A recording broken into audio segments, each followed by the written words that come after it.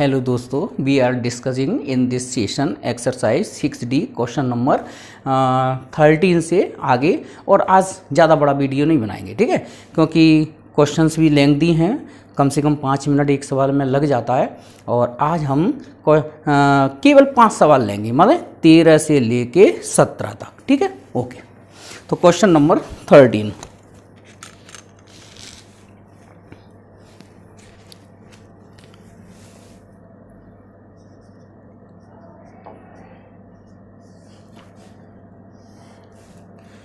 B square plus C square A C A B और C square plus A square B C और A C B C A square plus B square equal to 4 A square B square C square. हाँ, इस question को अगर हम ध्यान से देखें तो भाई हम प्रॉपर्टीज जब अप्लाई करते हैं तो देखते हैं कि या तो किसी कॉलम में या किसी रो में आइडेंटिकल एलिमेंट्स बन जाएं, एक जैसे बन जाएं, या मैक्सिमम 0 हो। तो यहाँ ना तो आइडेंटिकल बन रहा ना ही 0 बन रहे किसी भी तरीके से। कॉलम सब्ट्रैक्ट करने पर, तीनों कॉलम ऐड करने पर, 2 कॉलम ऐड करने पर, सब्ट्रैक्ट करने पर, किसी भी पोजीशन में यहाँ जब आपको ये प्रॉब्लम आ जाए तो मैंने अपना एक नया नाम रखा है उस मेथड का, रॉकेट मेथड। भाई रॉकेट का क्या काम होता है? दीपावली पर अपन रॉकेट चलाते हैं ना, रॉकेट में नीचे आग लगाते हैं, फिर रॉकेट ऊपर जाता है, उसके बाद रिवर्स डायरेक्शन हो जाती है, उसकी अपोजिट डायरेक्शन में वो नीचे आ जाता है फटाके को चलाकर, ठीक है, अपना काम कर कर।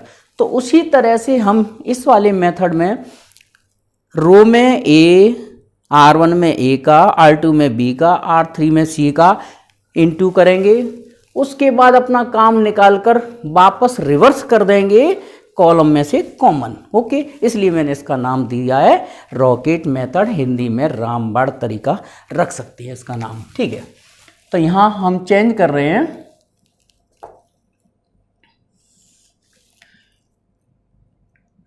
A B square plus C square, माने पहली वाली रो में ए का इंटू कर रहा हूँ मैं, A square B A square C. Second वाली रो में बी का मल्टीप्लाई है तो A B square B C square plus A square B square सी।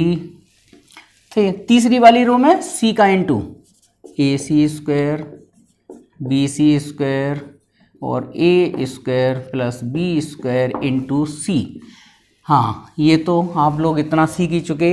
अगर हम अपनी तरफ से ए बी सी का मल्टीप्लाई करेंगे, किसी भी रो में ए का मल्टीप्लाई किया, फिर बी का किया, फिर सी का किया, तो उतने का ही आपको बाहर डिवाइड लगाना पड़ेगा। ये डिटर्मिनेंट का रूल है। और चाहो तो इधर साइड से लिख सकते हो। क्या लिख सकते हो?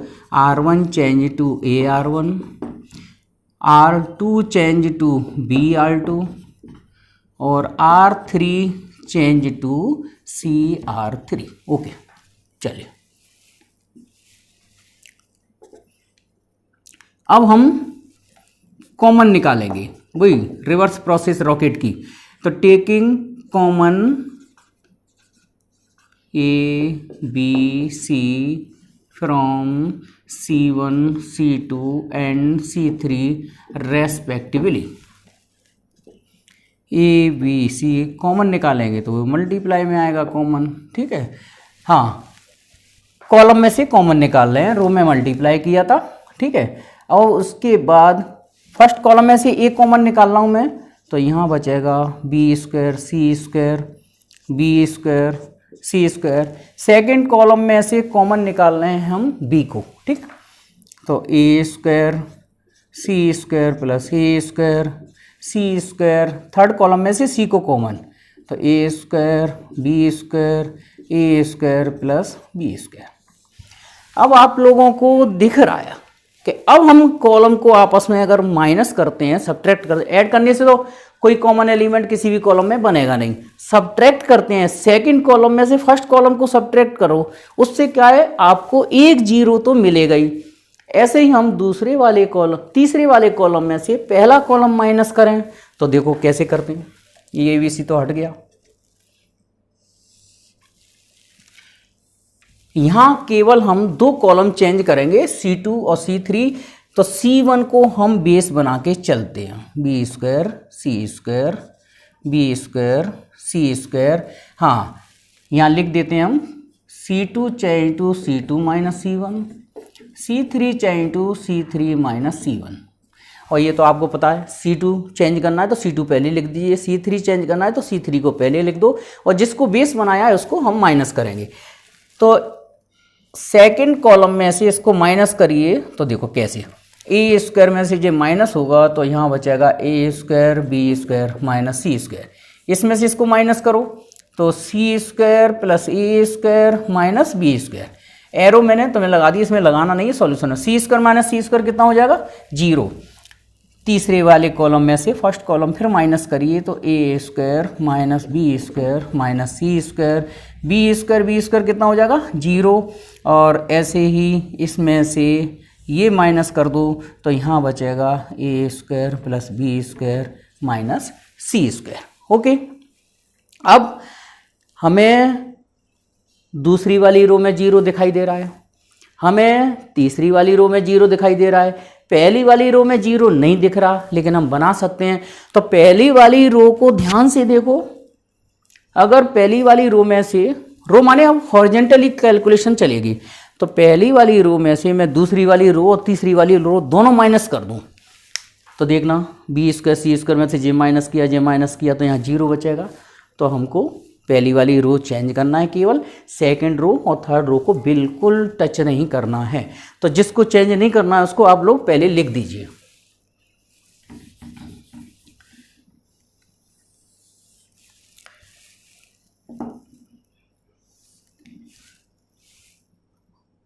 B स्क्वायर, केवल पहली रो को चेंज करना है ना, तो सेकंड रो को जैसा का जैसा लिख दो, C square plus A square minus B square 0।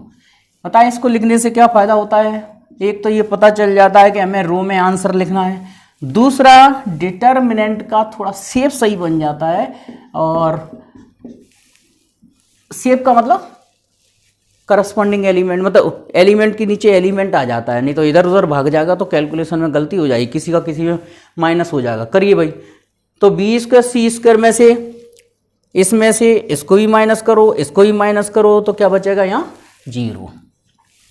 हाँ, इसमें से क्या माइनस करना है, इसको माइनस करना है, 0 को माइनस करने का कोई सेंस नहीं है। तो जब हम सब्ट्रैक्ट करते हैं तो सेम साइन के कैंसिल आउट हो जाएंगे, और यहाँ B स्क्वायर से B स्क्वायर, यहाँ बचेगा माइनस का 2C स्क्वायर। ठीक है, उसी तरीके से हम यहाँ से इसको इसमें से माइनस करते हैं, इसको 0 को तो कोई सेंस नहीं है, A स्क्वायर से A स्क्वायर कैंसिल हो जाएगा, C स्क्वायर से C स्क्वायर कैंसिल हो जाएगा, माइनस का B स्क्वायर, ये माइनस का बन जाएगा। सब्ट्रैक्ट करने में क्या होता है, सेम साइन के कैंसिल आउट होंगे और अपोजिट साइन के ऐड हो जाएंगे। ठीक है, तो ये बचा माइनस के 2B स्क्वायर। बस हमें तीनों रो में 0 1 1 मिल गया। आगे एक्सपेंड कर दीजिए, एक्सपेंडिंग बाय R1 से मैं एक्सपेंड कर रहा हूँ, 0 का कोफैक्टर नहीं लिख रहा, माइनस 2C स्क्वायर का कोफैक्टर लिखेंगे तो ये प्लस में लिखेंगे, और ये आ जाएगा इसका cofactor B square C square 0, A square plus B square minus C square, और माइनस का 2B स्क्वायर, और 2B स्क्वायर का cofactor B square C square plus A square minus B square 0। अब ये मल्टीप्लाई कर दो, डिटर्मिनेंट सेकंड ऑर्डर की जैसे सॉल्व करते हैं तो B स्क्वायर का इंटू इससे करेंगे, A square plus B square minus C square, इसका मल्टीप्लाई करेंगे तो ये 0 हो जाएगा, माइनस का 2B स्क्वायर, इसका इंटू इससे करेंगे तो 0 आ जाएगा, इसका इंटू इससे करेंगे तो ये ब्रैकेट नहीं खोलना है अपन को। क्यों नहीं खोलना है? क्योंकि मेरे को पता है अगर मैं इसका डायरेक्ट इंटू कर दीजिए इसका 2B स्क्वायर C स्क्वायर, तो यहाँ बचा A square plus B square minus C square, ये बचेगा 2B स्क्वायर C स्क्वायर, तो ये C square plus A square minus B square. उसके बाद 2B square C square common निकाल लो, ए स्क्वायर, देखो कैलकुलेशन में यही माइंड रखना पड़ता है, आप ब्रैकेट कम से कम खोलिए, कॉमन ज़्यादा से ज़्यादा निकाल कर चलिए, ये मैथमेटिक्स का तरीका होता है कैलकुलेशन सिंपल करने का। तो हम देख रहे हैं कि यहाँ सी स्क्वायर से सी स्क्वायर कैंसिल हो गया, बी स्क्वायर से बी स्क्वायर कैंसिल हो गया, तो 2b square C square A square plus A square हो गया 2a स्क्वायर, तो ये आंसर आ गया 4a square B square C square. तो जो हमें प्रूव करना था हम ले आए। हाँ, क्वेश्चन नंबर 14 सिंपल है, ये इतना लेंथी सवाल नहीं है, जैसे 13 में टाइम लग गया तो इसमें नहीं टाइम लगेगा। b minus C minus A minus B C A B one equal, हमें प्रूव करना है इसको b minus C A minus B और c माइनस ए का होल स्क्वायर। अब देखो इसको आप 2 जीरो बना के एक्सपेंड करेंगे, फिर उसको इतना प्रूव राइट हैंड साइड भी सॉल्व करनी पड़ेगी। अगर हम एक जरा कॉन्सेप्ट लगा दें, कौन सा, क्योंकि मैं यहाँ देख रहा हूँ कि राइट हैंड साइड में c माइनस ए का होल स्क्वायर बन रहा है, तो मैं यहाँ सेकंड कॉलम को फिक्स रखूँगा, मगर उससे पहले मैं तीसरी रो को थोड़े सिंपल वे में ले आता हूँ। LHS applying R1 change to R1 plus R2, केवल मैं R1 को चेंज कर लेता हूँ, उससे क्या फ़ायदा मिलेगा मेरे को कि ये टर्म जो डबल टर्म है वो सिंगल टर्म में कन्वर्ट हो जाएंगी। तो b माइनस सी में c को ऐड करें तो क्या बचेगा b, इसमें इसको ऐड करें तो क्या बचेगा c, ठीक है, ओके। इसमें इसको ऐड करेंगे तो क्या बचेगा a minus B plus B A बचेगा, और ये c a b 1 1 1 जैसा का जैसा लिख दीजिए, ओके। अब हाँ,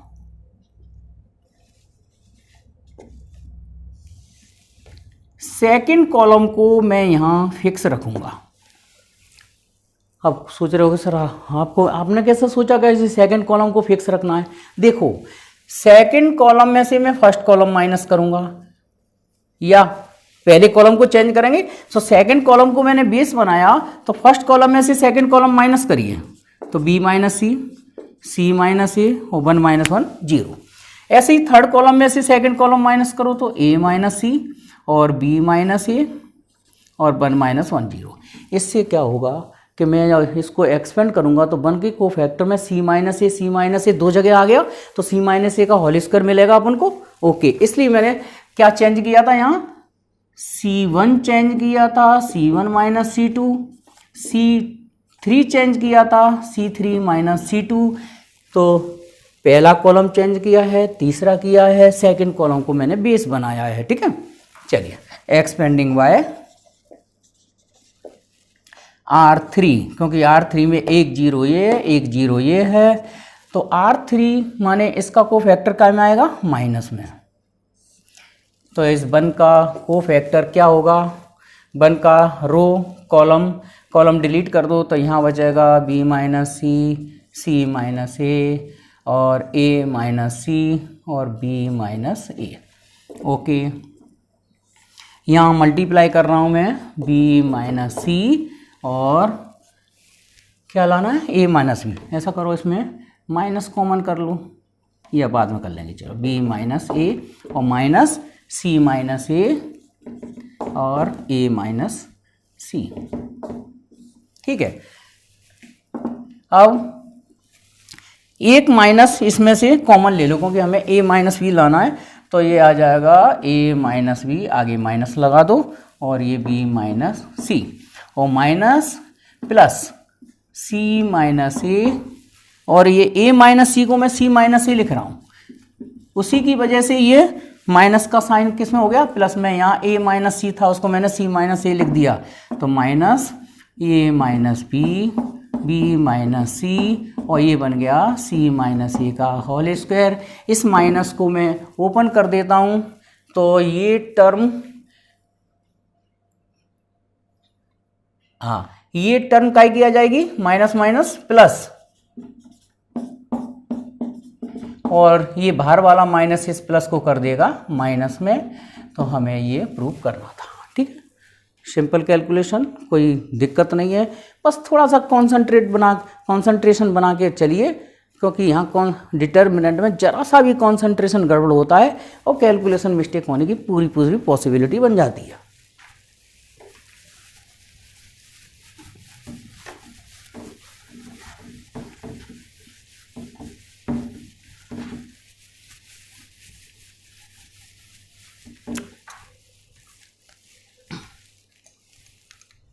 क्वेश्चन नंबर 15, ये भी अच्छा सवाल है। क्वेश्चन नंबर 15 हमें प्रूव करना है a² 2ab b² b² a² 2ab और 2ab और b² a² इक्वल टू हमें लाना है AQ प्लस BQ का होल स्क्वायर। ओके, हाँ, इसमें तो हमें देखते ही पता चल रहा है कि अगर हम इसमें पहले कॉलम में सेकंड कॉलम और थर्ड कॉलम को ऐड कर दें तो एक फॉर्मूला दिख रहा है हमें a प्लस बी का होल स्क्वायर। तो मैं यहाँ कैलकुलेशन कर रहा हूँ, केवल फर्स्ट कॉलम को चेंज करूँगा और सेकंड कॉलम जैसा का जैसा लिख लो, 2ab a², तीसरे कॉलम को भी जैसा का जैसा लिख दो। हाँ, अगर मैं फर्स्ट कॉलम में C1 चेंज टू, मतलब यहाँ जो मैं कैलकुलेशन अप्लाई कर रहा हूँ तो वो कौन सी कर रहा हूँ, C1 change to C1 plus C2 plus C3। अगर मैं इसको तीनों को ऐड कर दूँ, तीनों को प्लस कर दो, तो काय का फॉर्मूला दिख रहा है तुम्हें, a प्लस बी का होल स्क्वायर। ठीक है, डायरेक्ट लिख दो a प्लस बी का whole square, a plus B का whole square, a plus B का whole square, taking common a plus B का whole square from C1, a plus B का होल स्क्वायर, और यहाँ 1 1 1 और ये 2ab a² b² b² 2ab a²। मैंने आप लोगों को बताया था कि 1 1 1 कॉलम में दिखाई दे तो रो ऑपरेशन लगाना है, रो में दिखाई दे तो कॉलम ऑपरेशन लगाना है, और कौन सा वाला हमें यहाँ रो ऑपरेशन लगाना है, R2 change to R2 minus R1, ये फिक्स है, सोच लो, रट लो ऐसे तो, और R3 change to R3 minus R1। अगर 1 1 काय में हो कॉलम में तो ये ऑपरेशन लगाना है, अगर ये 1 1 अगर रो में है तो R की जगह क्या आ जाएंगे, कॉलम्स में चेंज करेंगे। तो a प्लस बी का होल स्क्वायर 1 2ab, R1 को मैंने बेस बनाया है, हाँ 1 माइनस 1 0, a² माइनस 2ab, यहाँ 2ab minus b², 2ab minus b², 1 minus 1 0, b² minus 2ab, ठीक है, और b² माइनस 2ab और a² माइनस b²। चलिए अब हम एक्सपेंड कर दो इसके बाद, चलो एक्सपेंडिंग बाय किससे, C1 से, तो एक्सपेंडिंग बाय C1 करेंगे तो a प्लस बी का होल स्क्वायर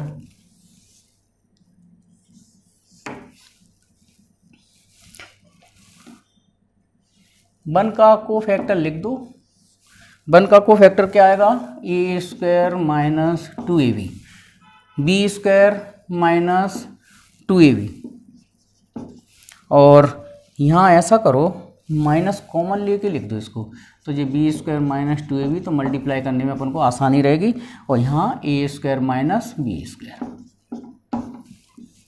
चलिए अब 2/2 की डिटर्मिनेंट जैसे सॉल्व करते हैं, इस वाले फैक्टर का मल्टीप्लाई इससे कर रहे हैं, हम डायरेक्ट कर रहे हैं। चलिए a² का इंटू a² से तो a की पावर 4 a² b² माइनस का 2aqv और प्लस का 2abq, ठीक है। और हम इस वाले फैक्टर का इससे मल्टीप्लाई करेंगे तो बीच में क्या आता है, माइनस आता है, तो माइनस माइनस क्या हो जाएगा, प्लस, तो बी स्क्वायर माइनस 2ab का होल स्क्वायर बन जाएगा ना, तो b की पावर 4 प्लस का 4a स्क्वायर बी स्क्वायर और माइनस के 2 2 जा 4, इसका प्रोडक्ट AVQ, ये आ जाएगा मल्टीप्लाई करके, तो a प्लस बी का होल स्क्वायर। अब ये हम टर्म प्लस माइनस कर लेते हैं, तो a की पावर 4 प्लस b की पावर 4, पहले स्क्वायर वाली टर्म लिख लो, प्लस का 4a स्क्वायर बी स्क्वायर और प्लस माइनस कोई टर्म 2AQB, ये तो कहीं है नहीं तो जैसा जैसा लिख दो 2AQB। हाँ, ये वाली टर्म और ये वाली टर्म एक जैसी मिल रही है, माइनस में कर दो 2AVQ। ओके, बस यही है, a स्क्वायर बी स्क्वायर और 4a स्क्वायर बी स्क्वायर जी भी एक जैसी थी, तो यहाँ क्या बचेगा, प्लस के 3 बचेंगे। ओके, क्योंकि प्लस का 4a स्क्वायर बी स्क्वायर और ये किसका फॉर्मूला बन गया, ये बन गया तुम्हारा a प्लस बी का whole square a square minus ab plus B square का होल स्क्वायर। देखिए, अगर इसका होल स्क्वायर ओपन करेंगे तो यही आएगा, इसका होल स्क्वायर ओपन करके देखते हैं, a की power 4 a square B square, ठीक है, फिर प्लस b की पावर 4, फिर इन दोनों का मल्टीप्लाई करेंगे तो माइनस का कितना आता है, मल्टीप्लाई करके 2 चलता है, 2AQB, फिर इसका मल्टीप्लाई 2 के साथ तो 2AVQ, और फिर इसका मल्टीप्लाई इससे प्लस का 2a स्क्वायर बी स्क्वायर।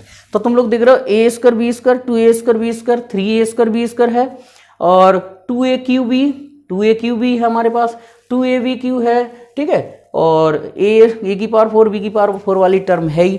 तो इस तरह से हम इस पूरी कैलकुलेशन को इतना लिख सकते हैं, और इतना लिखने के बाद तुम लोग देख रहे हो कि इसको a plus B a square minus AB plus B square का ऐसे होल स्क्वायर लिख सकते हैं, और ये फॉर्मूला आपका क्या होता है, AQ प्लस BQ का होल स्क्वायर। इस तरह से हम इस कैलकुलेशन को करके राइट हैंड साइड तक पहुंच जाएंगे, ठीक है भाई। कैलकुलेशन बिल्कुल केयरफुली करना है, एक जरा सी मिस्टेक पूरे सवाल को तबाह कर सकती है, और सवाल तबाह नहीं होता, क्या तबाह होता है, हमारा कॉन्फिडेंस खराब हो जाएगा अगर एक जरा सी भी मिस्टेक हो जाएगी।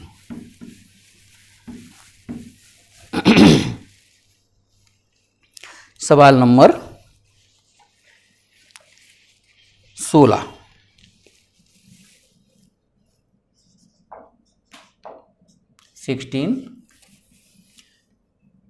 सारे प्रूफ ही करना है, a plus B plus C minus B minus C, a plus B plus C minus a minus B minus a और a plus B plus C, और इसको हमें प्रूव करके लाना है 2b प्लस सी और c प्लस a और a plus B. सारे रिजल्ट्स फैक्टर में प्रॉपर्टीज़ तो अप्लाई करना है, और कोशिश करेंगे कि हमारे एक एक से ये फैक्टर्स कॉमन निकलें, ठीक है। तो सबसे पहले मैं चेंज कर रहा हूँ इसमें, अगर मैं इसमें, अब देखो ये माइंड लगाना पड़ता है, अगर मैं इसमें तीनों को ऐड कर दूं तो C और B कट जाएगा, A बचेगा, तो A से हमें कोई मतलब ही नहीं है, वहाँ सिंगल एलिमेंट तो लाना नहीं है, हमें कोशिश करना है कि एक एक से फैक्टर निकलें, माने किसी कॉलम में या रो में ये फैक्टर्स बने, तो हम केवल इन दोनों को ऐड करेंगे, मतलब हम C1 में C1 प्लस C2 करेंगे, इन दोनों को मैं ऐड करता हूं तो यहाँ a प्लस बी बन जाएगा। ऐड करने का मतलब देखो, इसको और इसको ऐड करो, c और c कट जाएगा, a प्लस बी। इन दोनों को ऐड करें तो क्या मिलेगा, a प्लस बी। इन दोनों को ऐड करें तो क्या मिलेगा, माइनस में a प्लस बी। ऐसे ही C2 भी चेंज कर रहा हूं मैं यहाँ, C2 change to C2 plus C3, तो यहाँ बचेगा माइनस में b प्लस सी।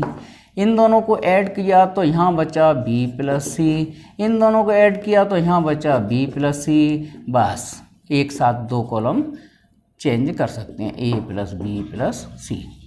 ठीक है, तो देखो ये आप लोगों को माइंड लगाना पड़ेगा और प्रैक्टिस करते करते ये सारी चीज़ें आपको मिल जाएंगी, आ जाएंगी, परफेक्टनेस आ जाएगी कि हमने तीनों को ऐड करते तो ए मिलता है, यहाँ बी मिलता है, यहाँ सी मिलता है, जबकि आंसर हमारा ए प्लस बी, बी प्लस सी, सी प्लस ए फैक्टर की फॉर्म में। तो अब हमें दिख रहा है कि पहले कॉलम में से क्या कॉमन निकल रहा है, देखो ध्यान से, ए प्लस बी। दूसरे वाले कॉलम में से क्या कॉमन निकल रहा है, बी प्लस सी, जो हमें चाहिए। ठीक है, टेकिंग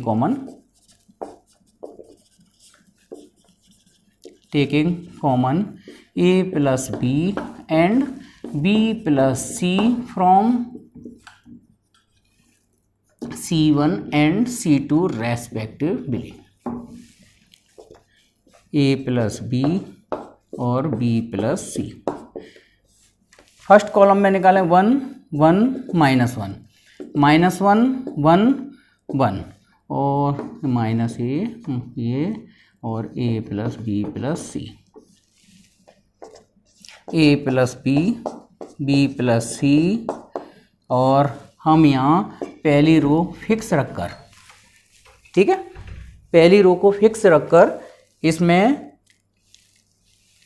पहली वाली रो में अगर मैं तीसरी वाली रो ऐड कर दूं तो क्या मिलेगा, 1 -1 0, -1 1, यहाँ पे भी 0, और ये ऐड होगा तो बी प्लस सी बचेगा, और बाकी का जैसा छोड़ो, हटाओ, ए प्लस बी प्लस सी। तो केवल मैंने क्या ऐड किया, दिक्कत हो तो ऐसा करो, R1 को चेंज कर लो, केवल R1 को चेंज करेंगे तो इसमें ये ऐड करेंगे 0 मिल जाएगा, ये ऐड करेंगे 0 मिल जाएगा, यहाँ ऐसा करो, R1 को चेंज कर लो, क्योंकि बीच के कॉलम को चेंज करने में दिक्कत आएगी। तो R1 change to R1 plus R3, तो 1 -1 0, -1 1 0, और इसको इसमें ऐड करेंगे तो यहाँ बचा बी प्लस सी। फर्क कुछ नहीं पड़ता, लेकिन शुरू में 0 0 बन जाते हैं ऊपर वाली रो में, तो कैलकुलेशन करने में ज़्यादा दिक्कत नहीं आती। सेकंड रो जैसा का जैसा लिख दिया, थर्ड रो भी मैं जैसा का जैसा लिख रहा हूँ, और अब इसके बाद एक्सपेंड करेंगे हम इसको पहली वाली रो से।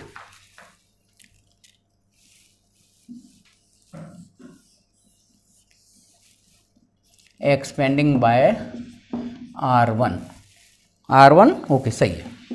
तो ये फैक्टर्स जो कॉमन निकाल चुके हैं उन्हें लिख दो, ए प्लस बी प्लस सी, और R1 कॉमन आ रहा है तो बी प्लस सी का फैक्टर आएगा। बी प्लस सी का फैक्टर कितना आएगा बच्चों, बताओ, ये आएगा। ठीक है, 1 1 1 -1 1, तो ये आ गया A plus B plus C, A plus B plus C plus A चल रहा है, A plus B plus C, और इसमें b को ऐड किया तो यहाँ क्या बचेगा, c प्लस ए, मिस्टेक हो गई थी, c प्लस ए, तो ये c प्लस ए। हाँ, तो ये जब मैंने इसको इस वाले मेंबर को ऐड करेंगे तो b कैंसिल आउट होगा, यहाँ क्या बचेगा, फर्स्ट कॉलम में c प्लस ए, जो गलती से क्या लिख गया था, यहाँ c प्लस बी लिख गया था। ठीक है, c प्लस ए, और ये 1 का इंटू 1 से, और इसका मल्टीप्लाई करेंगे तो +1 हो जाएगा। इस तरह से हमारा answer 2a plus B plus C plus A equal to right hand side. Hence proof. 17, question number 17।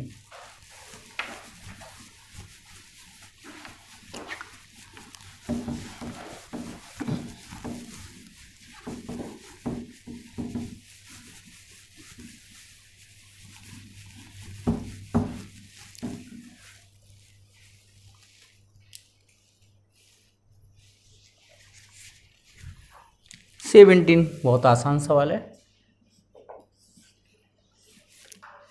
आसान क्यों है, क्योंकि 1 1 इसमें ऑलरेडी पहले से दिया हुआ है, और A Q B Q C Q equal to लाना है हमें A minus B, B minus C, C minus A और A plus B plus C. Okay, तो आपको ये कॉन्सेप्ट याद हो गया होगा। देखते ही ध्यान करो कौन सी प्रॉपर्टी यहाँ अप्लाई करना है। 1 1 1 किस में दिख रहा है तुम्हें? रो में, तो कॉलम ऑपरेशन। कौन से column operation? C2 change to C2 minus C1, C3 change to C3 minus C1। माने हम फर्स्ट कॉलम को जैसा का जैसा लिख दो। 1 माइनस 1 0, बी माइनस ए, बी क्यू माइनस ए क्यू। थर्ड कॉलम में से फर्स्ट कॉलम माइनस करो तो 0, सी minus A, C Q minus A Q. अब आप लोग ध्यान से देखो, सेकंड कॉलम में से बी माइनस ए निकलेगा। देखो क्यों निकलेगा? 0 में से कुछ भी कॉमन निकाल सकते हैं। 0 तो बहुत बड़ी चीज़ है। 0 को लोग छोटी मोटी चीज़ समझते हैं। 0 तो इतनी बड़ी चीज़ है कि इसमें से दुनिया कॉमन निकाल लो तो भी कोई फर्क नहीं पड़ने वाला, वो तो 0 ही है। तो 0 बी माइनस ए यहाँ से आ जाएगा और इसको हम फैक्टर में लिखेंगे। A Q minus B Q का फॉर्मूला क्या होता है? ए माइनस बी और A square plus A B plus B square. ठीक है, तो यहाँ लिख दो taking common B minus A and second column में, थर्ड वाले कॉलम में से भी कॉमन आ रहा है C minus A, taking common A B minus A, C minus A from C2 and C3 respectively. B minus A, C minus A, 1 A Q, यहाँ बचेगा 0, यहाँ बचेगा माइनस का 1 क्योंकि नहीं प्लस का 1 ही बचेगा, और यहाँ बचेगा बी स्क्वायर प्लस का ए बी प्लस का ए स्क्वायर बचेगा। ठीक है, क्योंकि हम माइनस वाला फैक्टर कॉमन निकालेंगे तो ये प्लस वाला कॉमन बच जाएगा। ऐसे ही इधर लिख दो 0 1 सी माइनस ए लिया है, सी माइनस ए, और यहाँ बचेगा सी square plus C A plus A square. Okay, इसके बाद डायरेक्ट एक्सपेंड कर दो। चलो पहले एक्सपेंड करते हैं। Expanding bye R1।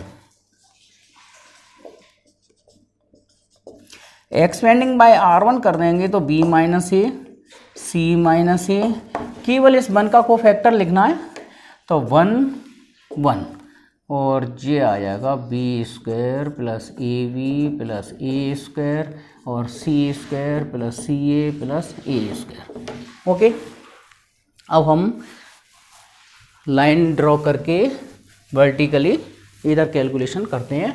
ये हटा दें। ठीक है, चलो इसको लिखा रहने दो, इधर कर देते हैं। चलो हाँ, अब मैं एक 0 यहाँ और बनाऊंगा, C1 एक चेंज और करूंगा, C1 change to C1 minus C2। इसमें से माइनस कॉमन निकालो, A माइनस बी और C माइनस ए, साइक्लिक ऑर्डर में हमको लिखना है। हाँ, तो C1 चेंज कर रहा हूँ, C1 माइनस C2, तो 1 माइनस 1 0। इसमें से इसको माइनस करूँगा तो ध्यान से देखना, इसमें से इसको माइनस कर दूँ तो क्या बचेगा यहाँ? B square minus C square.